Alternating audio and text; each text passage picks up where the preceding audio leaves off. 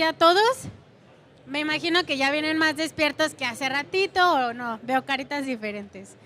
El tema que yo les voy a dar es acrónimos de valoración en el tema de las heridas para el manejo avanzado. A manejo de heridas es como un tema muy, muy, muy amplio y a mí me dieron los más teóricos, así es de que si se aburren nos levantamos y nos movemos, ¿vale? Si tienen dudas, levanten la manita y sin problema. Yo soy Fabiola Martínez, soy licenciada en enfermería y me dedico únicamente al manejo avanzado de heridas. Primero, para poder... Espérenme. Allá. Para poder valorar bien una herida, de aquí todos son enfermeros, médicos, fisioterapeutas, ¿qué son? ¿Odontólogos? Muy bien. Bueno, un cáncer en la boca puede funcionar. No sé, vamos a ver qué sale ahorita. Primero, ¿qué son los acrónimos de valoración? ¿Sabemos qué es un acrónimo? Un acrónimo es el conjunto de iniciales de una frase que forman una palabra. En el manejo avanzado de heridas hay muchos acrónimos en los cuales nos podemos basar, pero hay uno en específico que es el que, como el tronco, que nos hace irnos poco a poquito hacia las diferentes cosas, ¿no? Primero, tenemos que para el abordaje de las heridas, el acrónimo que ocupamos es TIME. Y este acrónimo nos habla de el abordaje terapéutico, el rehabilitador y todo lo que podemos llevar para este manejo. Ahora sí, ¿qué es TIME? El TIME en inglés es el acrónimo tiempo, pero en español, pues, tiempo no tiene nada que ver con el manejo de heridas, ¿vale? ¿Por qué se llama TIME? Tiene 4 letras que son los 4 puntos que se abordan para el manejo de una herida. Empezamos con el tissue de tejido, que nos habla de todo el tejido no viable. Ahorita vamos a ver imágenes para que me vean un poco a qué me refiero. En la I tenemos la I de infección, inflamación también. En la M de moisture, que en español vendría siendo la humedad. Y en la última letra la E de edge, bordes. En conjunto en inglés nos da el acrónimo TIME, que es lo que tenemos que basarnos para manejar la herida. Primero, ¿cómo se hace TIME? Hace muchos años un doctor llamado Vicent Falanga no tenía nada que hacer más que ver heridas y dijo, bueno, si esto me lo estoy llevando así y por tiempo primero veo el tejido y luego manejo la infección y después me empiezo a manejar las demás cosas, a él se le ocurrió hacer este acrónimo. De este acrónimo se derivan muchos acrónimos más, pero la base siempre es TIME. Primero, ¿qué es TIME? No crean que se me ocurrió a mí y a Vicent Falanga, no. TIME es un acrónimo utilizado que se fue, digamos, patentado, por así decirlo, pero autorizado por la EMWA, que es la European Wound Managing Association, o sea, la Asociación Europea del Manejo de Heridas. Y nos dice que quieres valorar una herida, sea de la que sea, apóyate en TIME, ¿va? ¿Qué es lo que vemos? Primero, ahora sí, ya les expliqué un poquito qué es TIME, ahora vamos con las imágenes de qué es TIME. La T de tejido, todo tejido que no nos funcione, ya sea tejido necrótico, tejido esfacelar, tejido con exceso de fibrina, tejido de hipergranulación, tejido de un pie diabético, cualquier tipo de tejido se tiene que remover o proteger. La I nos habla de un proceso de infección o inflamación que lo podemos manejar en todo tipo de heridas, están contaminadas, pero no todas están infectadas. La M nos habla de la humedad, qué tanta humedad tiene mi herida, pero no es para darle humedad, es para proveerle humedad, darle humedad o quitarle la humedad. Depende de la clasificación de la herida que yo tenga, es lo que voy a hacer. Y, espérenme.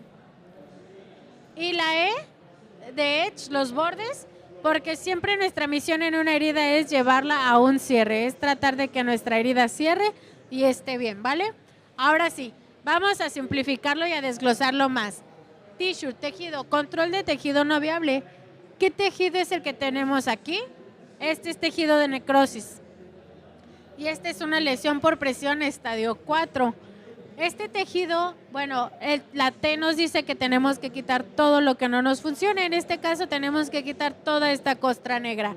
Meterlo a quirófano no es una opción ahorita, Y arrancársela como solíamos hacerlo en la infancia, rascando, tampoco es una opción.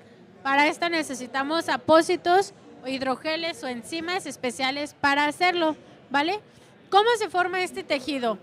Bueno, este se hizo por una lesión por presión. Dejaron al paciente demasiado tiempo ejerciendo presión sobre el trocánter de la pierna y se hizo esto. Para que esta herida llegara a esta dimensión y a este tamaño y a este color pasó más o menos de 3 a 4 semanas. Así de rápido se hacen. ¿Cómo se hace esto? Esto, aunque pues obviamente es piel que pasó por un proceso de apoptosis. La apoptosis es la muerte celular. Después vino a la isquemia y ya después muerte celular. Se acabó, ya no hay más.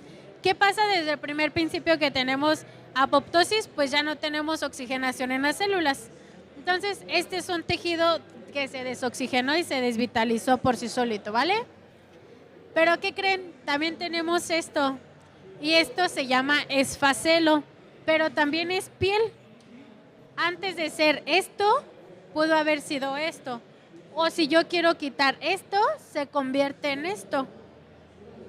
Ajá, así de fea se ven. Este tejido es tejido muerto, es tejido que ya no funciona, es tejido no viable, pero aparte de eso es tejido infectado. Ay, se nos apagó, ahí está. Es tejido infectado y es una herida que está extremadamente infectada. A simple vista, ¿cómo vemos los datos de infección? Si logran ver la coloración roja que tiene hasta alrededor de las dos pompis, está muy, muy infectada. Seguramente está tunelizada. Esta paciente seguramente no le cambiaban el pañal y la misma popó también fue lo que contaminó. Y seguramente está desnutrida. Aunque se ve que tiene unas caderas muy grandes, está desnutrida. Entonces, regresamos a la T. Este es el tejido que tenemos que quitar. Es el tejido no viable y el tejido que no nos funciona. Después de eso pasamos, aquí tenemos otros ejemplos de cómo se ve el tejido no viable. O sea, la misma necrosis en una úlcera de origen vascular. Las úlceras de origen vascular se van, conforme van quitando el tejido no viable, se va necrosando más tejido. Recordemos que casi siempre es por la falta de oxigenación en miembros inferiores. Y bueno, esta es otra úlcera, lesión sacra de estadio 4. Y ahora nos vamos a la I, la infección e inflamación. La contaminación que fluye y la que nos influye mucho en el retraso y la cicatrización de las heridas. Toda herida se considera una herida contaminada. Toda. Aunque la hayan hecho en quirófano de forma estéril, es una herida contaminada porque ya se abrió la secuencia de la piel y ya entraron patógenos. Unos más nobles que otros, pero ya hay algo, ¿no? Entonces, ¿qué tenemos? Primero una contaminación que a nadie le ponemos atención. Pero ¿cuándo me comienzo a preocupar? Cuando los bordes de mi herida, no sé si logran verlos, están como metiditos, se llaman bordes invaginados. Yo me comienzo a preocupar cuando los bordes de mi herida ya se me empiezan a meter, la herida ya está roja, ya está caliente y ya empieza a oler fea.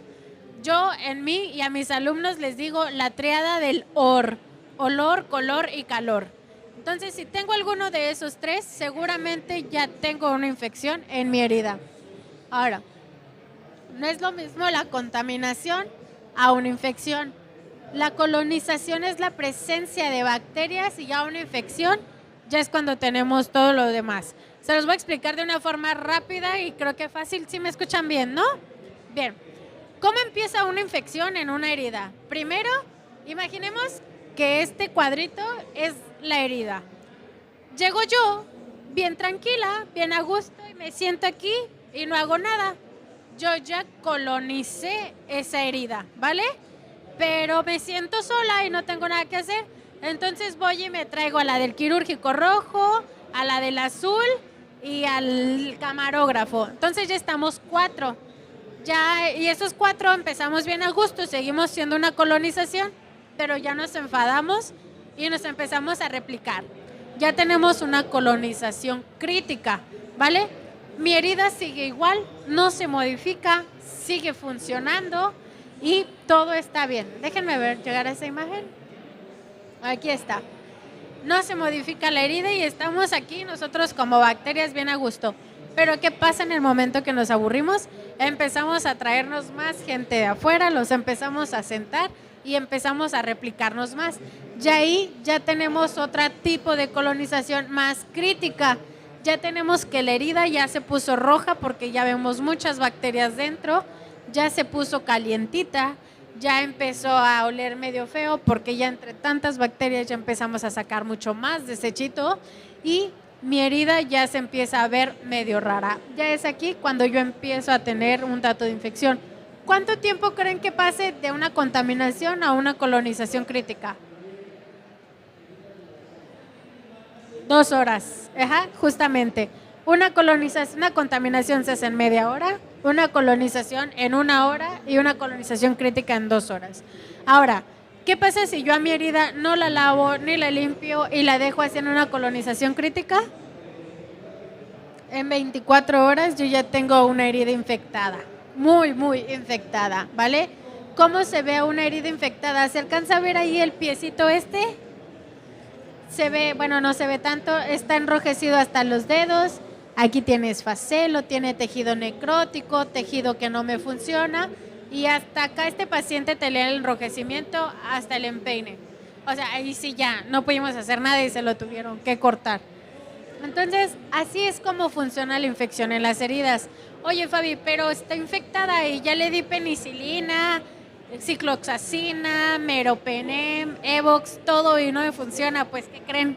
La infección no es sistémica, la infección es local. Entonces necesitamos actuar de forma local.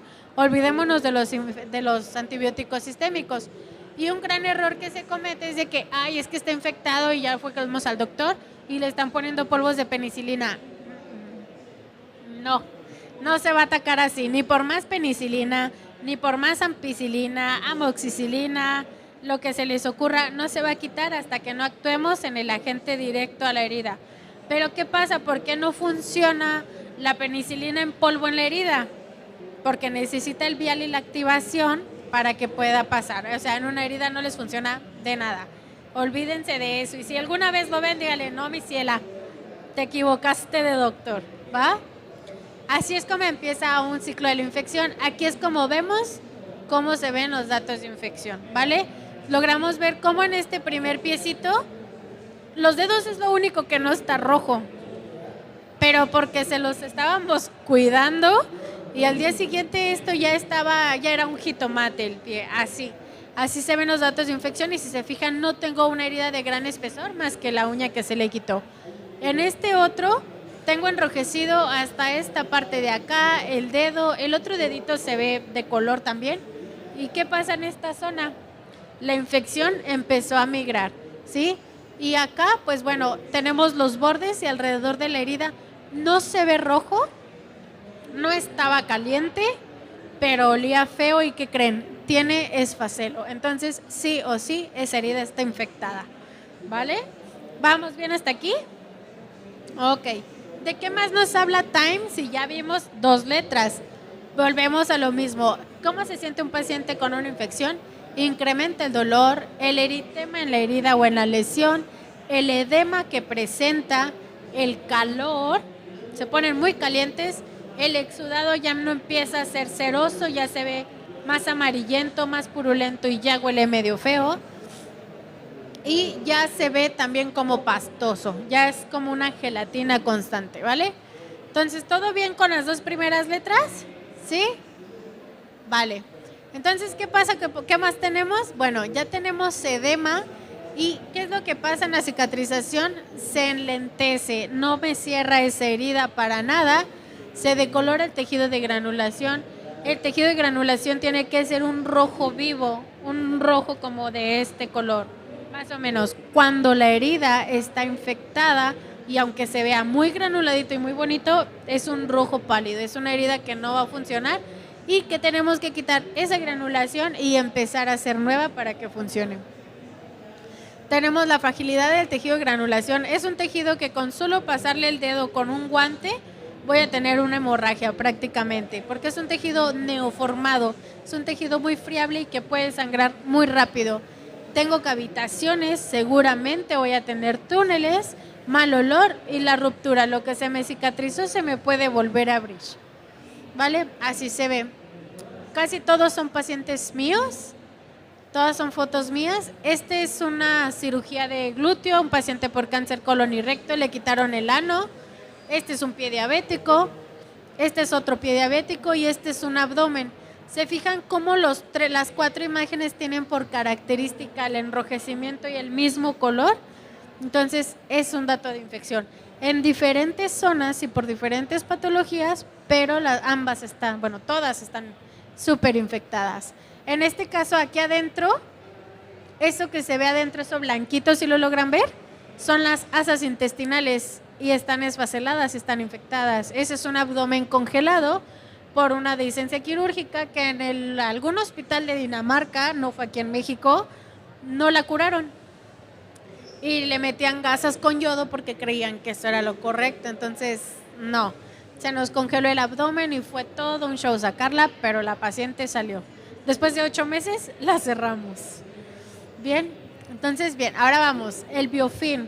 El biofilm va a ser nuestro peor enemigo. Aquí hay una dentista, odontóloga, ¿sí? ¿Ustedes trabajan con el biofilm? ¿Todavía no? Bueno, les explico yo. El biofilm es una biopelícula de bacterias. Generalmente, y la muestra clara que todos podemos hacer un biofilm es cuando nos dormimos y se nos olvida lavarnos los dientes, que nos despertamos y tenemos como una masita, eso es un biofilm, ¿vale? La forma más fácil de explicarlo, en las heridas, el biofilm es una capa de biopelícula que no nos deja ni hacer ni hace. O sea, ahora sí, ni picha ni cacha ni deja bactear la bacteria esa. ¿Qué es lo que pasa? Ese tipo de biofilm, esa biopelícula, no permite que nada entre, ningún agente para que se cure, pero tampoco nada sale y lo único que hace es que ella solita se va migrando. ¿Cómo esto? ¿Se acuerdan que nosotros poblamos esta herida llamada expo? Imagínense que para protegernos y no me saquen de aquí, yo voy a empezar a comerme el tejido y a migrar, pero hacia abajo. Y, el doctor me raspó y sintió que me quitó, pero no, porque solo quitó la edificación y la escara que hace el biofilm para protegerse.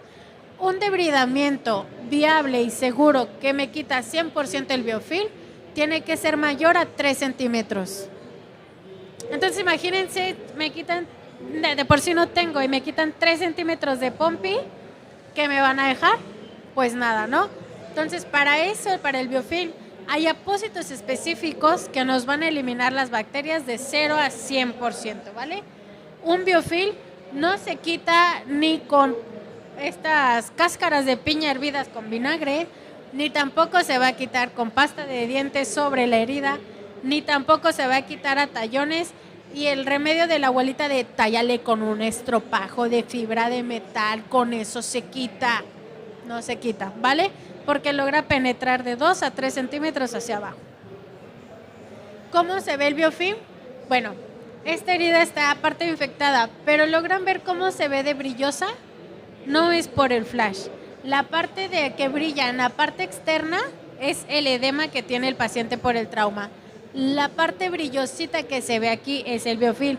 Muchos dicen que no se ve, yo digo que sí se ve. Mis ojos biónicos logran ver el biofilm y se ve como una capita de grenetina transparente como la que le ponen a los pasteles. Así se logra ver bueno, yo pienso que así es, ¿no?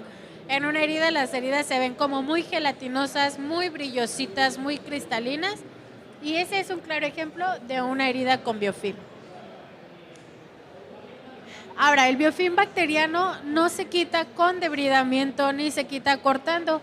Es una capa de bacterias tan fuerte y tan resistente que solo se quita matando o modificando el ADN de estas bacterias. ¿Cómo esto? Con los apósitos de yodo o de plata que son específicos para biofilm, esto nos puede ayudar. Pero también nos dice la bibliografía que una estructura de biofilm vista microscópicamente es tan sólida que no se puede aplastar, ni siquiera destruirla por medio de aplastamiento, no se puede, de lo fuerte que es esta capa de bacterias. Y ya de aquí se empieza a derivar lo que es el esfacelo o un tejido de exceso de fibrina o un tejido necrótico, ¿vale? Bien, ahora vamos con la M, la humedad. ¿Qué nos dice Time? Que debemos que tener un control del exudado en nuestro manejo de heridas. A todos nos ha pasado que nos metemos a la alberca y vemos que se nos pusieron blancos los deditos, en el pie, en el callo, en donde sea se nos pone blanco. Ese es un tejido macerado, un tejido húmedo, que también nos pasa muy frecuentemente cuando estamos... todos nos hemos puesto un curita y decimos, ya me cosió el curita el dedo. Ese es un tejido macerado. ¿Qué es lo que tenemos que hacer? Evitar la maceración. Si yo tengo una herida muy exudativa y le pongo un apósito de hidrogel, la voy a hacer más exudativa y la puedo humedecer más. Si tengo una herida seca, puedo poner hidrogel para proveer humedad. Pero si tengo una herida seca y le pongo un apósito seco, voy a secar más y vamos a tener ahí un gran problema, ¿vale? Este tipo de heridas hay que empezarlas a tratar con apósitos hiperabsorbentes que me permitan la transpiración del vapor de la humedad, pero no me empapen la herida. ¿Por qué se me ponen así las heridas? Bueno, sabemos, dice aquí y la bibliografía, que el exudado proviene de la fuga de los vasos sanguíneos para llevar a un cierre, ¿ok? Y otro también nos comenta que está compuesto en el proceso de inflamación de electrolitos, glucosa, citoquinas, los mediadores inflamatorios y todo. En pocas palabras, este residuo amarillento, si no es por datos de infección, es un residuo que el mismo cuerpo hace ceroso para llevar a un cierre, hecho de fibrina, elastina, colágeno, citoquinas, los moduladores y todo eso para que mi herida cierre. Cuando tengo una herida infectada, este exudado es únicamente también residuo de bacterias. ¿Vale? ¿Cómo puedo clasificar yo qué tan exudativa está mi herida? ¿Es normal que una herida tenga exudado? Sí, es normal. ¿Qué tanto no es normal? Ya cuando parece que le salen gelatinas o cuando me empapa 3 a 4 gasas en una hora, así las hay. O cuando, ay, espérenme, tenemos un error, ahí está. O cuando el exudado es moderado, pues podemos controlarlo hasta 24 horas, ¿vale? ¿Qué más nos dice? Las tablas nos dicen que hay que identificar y el residuo ceroso te va a decir qué tipo de lesión tiene tu herida o si está infectada o no. Si es ceroso únicamente se considera un líquido que puede tener una infección por Staphylococcus aureus. Nada de qué preocuparme. Algo que un microdacin simple mata. Pero ¿qué pasa si ya lo tengo sanguinolento? Ya tengo bordes y vasos capilares dañados y eso me está dañando más el tejido y esas bacterias están migrando más. Si ya es ceroso sanguinolento y con mal olor, ya puedo estar infectado. ¿Alguna vez alguien de aquí ha estado en contacto con Pseudomonas? ¿No? Ajá, es un perfume tan más rico, pero delicioso. Ni Carolina Herrera hace perfumes tan deliciosos como Pseudomonas, así. La Pseudomonas, característicamente, todo va a colorar color verde cian. Es como un verde azulado, como neón, medio raro. Y la Pseudomonas es tan fuerte el olor que si la ven así, los ojitos se les van a hacer chiquititos. Entonces, oye Fabi, yo creo que mi herida no tiene Pseudomonas, pero la herida se ve al contorno medio verdosa y tiene un exudado verdoso, segurito tiene Pseudomonas, ¿vale? Y ya así conforme vamos viendo el exudado, él nos va a decir en qué etapa de la herida estamos. En la estimulación de las bordes, bueno, ya vimos la T de tejido, la I de infección, inflamación y ahora vamos a la M. Ya vimos M también, que es la humedad. Ahora vamos a la H, a los bordes. Lo que nos interesa, llevar a cabo el cierre de mi herida, la epitelización de esta herida, ¿vale? ¿Por qué mi herida no cierra? Bueno, esta tiene un biofilm, se ve brillosita y gelatinosa, puede que tenga datos de infección o puede que no, simplemente la podemos tratar para poderla llevar a un buen cierre. En este tipo de heridas, o ya cuando la tenemos en la E, lo que queremos ver es que haya una migración celular de fibroblastos y queratinocitos para llevarla a un cierre. Pero así como lo tenemos, también puedo tener el resultado de la apoptosis y la muerte celular de estas mismas células que me hacen y me impiden que mi herida cierre y por eso se estanque. Bien, ¿todo bien con el time? ¿Sí? ¿Nos quedó duda? ¿No? Bueno, ya vimos que time nos ayuda a clasificar las heridas en 4 partes, muy fácil, simple y sencillo, ¿no? Pero tenemos un hermano gemelo malvado, que no es tan malvado, que se llama Dominate. El Dominate salió en el 2014, ya lo establecieron que es oficial, y dice que también abarca el cuidado de heridas. Básicamente dice lo mismo, pero con más agregaciones. ¿Qué es lo que dice? Primero, el doctor Steven S. Gale presentó que el Dominate podía ser mejor que el time y le dijeron, ¿por qué? Bueno, dice, yo puedo poner el desbridamiento, que lo tenemos en tejido.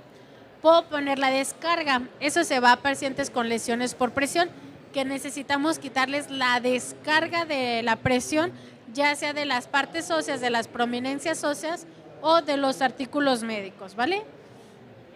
También pone el exudado, que si lo vemos, la malignidad, por ejemplo, en un pie diabético o en una herida de origen oncológico, la medicación, porque cuando ya son heridas oncológicas ya tiene que haber una medicación, ya tiene que haber parte de clínica del dolor, salud mental, que es lo que más importante y lo que siempre se nos olvida en el paciente, el preguntarle ¿cómo estás? Y no por compromiso de saber cómo estás, sino ¿cómo estás? ¿Cómo te sientes? ¿Vale? La infección, la inflamación, que también lo vemos, la nutrición, insuficiencia arterial, técnicas avanzadas y el edema. ¿Se fijan que es parecido a time pero agrega más cosas? Bueno, ahora sí vamos a verlo ya más rapidito. Nos dice Dominate que tenemos también lo mismo que time, que todo esto también lo tenemos que valorar en una herida. También lo tenemos que tener en cuenta de aquello que encaje.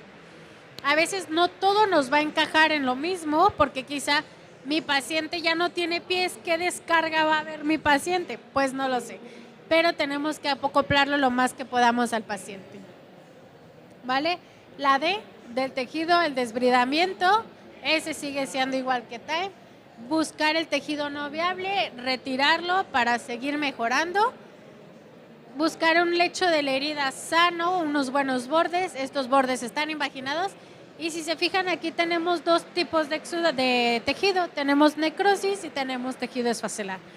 La D nos habla de un debridamiento, ya sea cortante, enzimático o autolítico, pero que logremos quitar esto.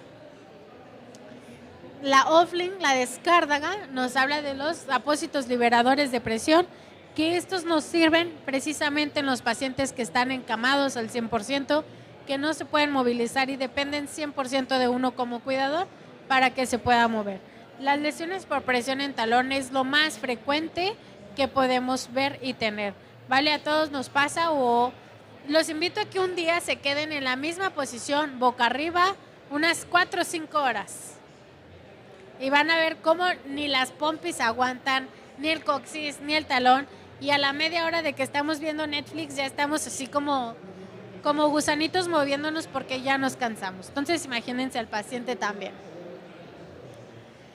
El exudado ya lo vimos, ya lo hablamos. En este caso este es un pie diabético y si vemos los bordes están blancos, están macerados porque hay un exceso de exudado. ¿Por qué? Este paciente tenía infectado hasta la rodilla prácticamente. Tenemos la malignidad. Aquí no se vieron datos de infección como tal, no empezó rojito, ni a oler feo, ni exudado. Nomás de repente el paciente llegó con el dedo así negro. ¿Y qué pasó? Pues sabe. Entonces, la malignidad aquí él es de una úlcera arterial en conjunto con un pie diabético. Es una lesión de origen mixto. Esto se presenta por una insuficiencia arterial que él tenía y se le conjuntó con el pie diabético. Es aquí donde vemos la malignidad. Análisis de patología, que es lo que necesitamos, pero ya en este grado ya no me pongo a investigar qué fue lo que originó esto. Cortamos el pie y se acabó.